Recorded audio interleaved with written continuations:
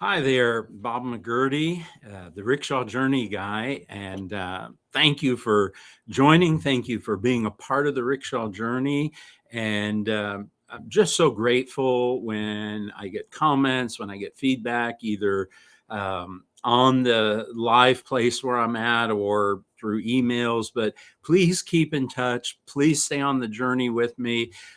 Feel free to check out the website, rickshawjourney.com. And if you haven't already, click to receive a reflection guide. And full disclosure, that reflection guide is over a period of about 2 months. You'll get 9 emails. And it's just taking a journey with me, reflecting on who you are and what life's about. And hopefully, there's something I can do or say or share that'll bring some hope or help to you because more than anything, I want you to find your voice, to be it, to influence it, to leave a legacy. And if I can give you tips on the way, then I've done my job. But hopefully, my stories are interesting. I'm Bob McGurty. I'm a networker, a mentor, and a storyteller. Anybody that knows me knows that I'm a storyteller. That's what I'm here to do today, is to just share some stories with you. I'm known as the Rickshaw Journey guy. I'm in the process of writing a book called Rickshaw Journey, Finding Your Voice, Leading with Purpose. And this journey of the Rickshaw Journey, this journey is just about helping you to find your place and be who you want to be. But today's topic, I'm really excited about. I find this resonates. I do coaching, I share with people. And when I get to this point, there's this aha that comes. And if that aha shows up for you, tell me about it, whether you share that in a social media platform, our YouTube channel, youtube.com. Bengali Bob, and you'll get to me there, or you send an email, bob@rickshawjourney.com. But this is an aha topic. And what I want to share about today is work-life balance. Now, before you go, nah, I don't need that. Listen to me, because I really think this will resonate with your heart and where you're at. I think that work-life balance is honestly a misnomer. Um, in my experience, the people that talk about work-life balance usually are people who are stuck and shouting help. And here's the secret, and this isn't original with me, but I think it's powerful and valuable. And I heard a friend of mine last week share a little bit about this, and it just reminded me of how important it is. And the part that I'm going to quote from him, I'll give him credit for it. But work-life balance, usually the conversation comes up, maybe someone in their newlywed stage, and all of a sudden they're going, "Hey, I need some balance." Well, they're shouting help. Um, New child, they're a new parent, and now they no longer get sleep. I need work life balance. Or work is going so hard because there's a project, or there's a finish line, or there's a budget, or there's not a budget. And so we use these words, work life balance. It's like this lifesaver rope that we're throwing out saying, save me. If I can have balance in my life, I'm going to be okay. Can I challenge your thinking with this, that it's not about balance? It's never about balance, but it's about seasons and work life seasons. Seasons change. And usually, when someone's throwing out the work life balance card, it's because they're stuck in a season, or they're in the pit and they don't know when they're going to get to the other side. And so it's like that yellow card in soccer, red card. We're just saying, help. This doesn't make sense. And I think we have to separate seasons from balance. There are seasons of refreshing. Winter is a dead season. Summer is a full alive season. And the secret really is about knowing what season you're in and embracing it. And the thing I want to give my friend Gary Sapp credit for, last week we were in a leadership Zoom call, and he gave this line, and he said, "Your season is not your story." And he was encouraging us that just because you're in a difficult or a dark or a seemingly impossible season, that doesn't define you. It defines your season, but not you. And we all have seasons of incredible fruit, of incredible pain, of incredible stuckness, and we just have to separate out what is the season we're in. And I'm not saying that you shouldn't have balance in your life. And I'm not saying that you shouldn't prioritize and make sure that you have your sabbatical or your rest time, that you shouldn't have this and that. What I'm saying is understand the difference between work-life balance and a season. And if you're stuck or if you're crying out work-life balance, it's probably because you're in a season that doesn't make sense to you, that is painful, that seems like it's never going to be over. My mom used to always say, "This too shall pass." Seasons will pass. They don't feel like it, but in the season, as my friend Gary Sapp says, realize the season doesn't define you. Now, what you do with that season may define you, but the season does not define you. The season may challenge you. It may force you to grow or lean or learn, but know that seasons will change and embrace that. So rather than going, "Man, I don't have any balance."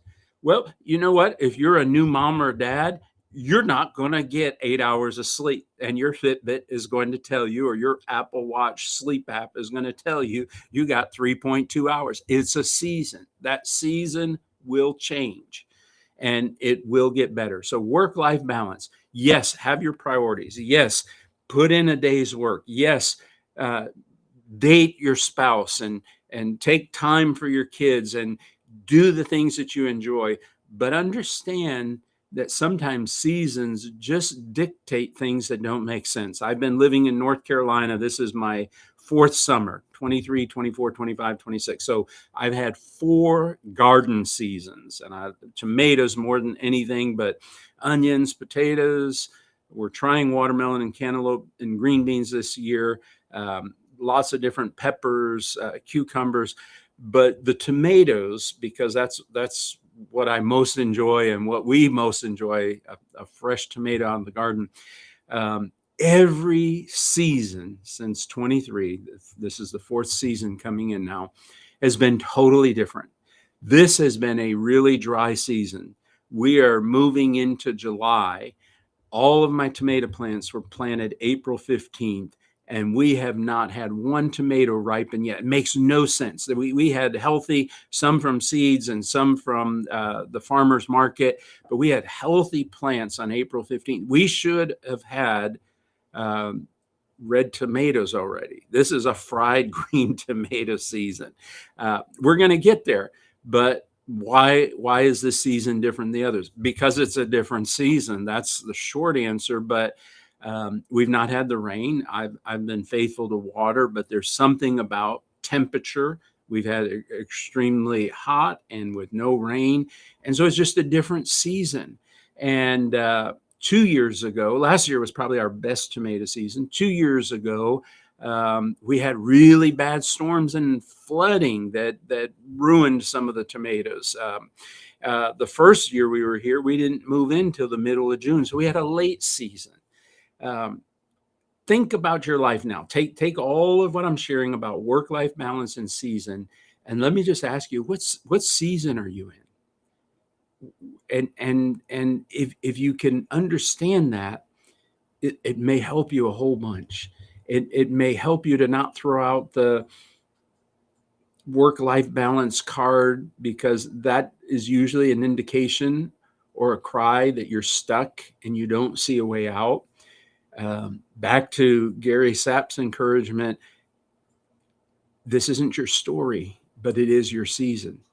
So I'm a good tomato farmer.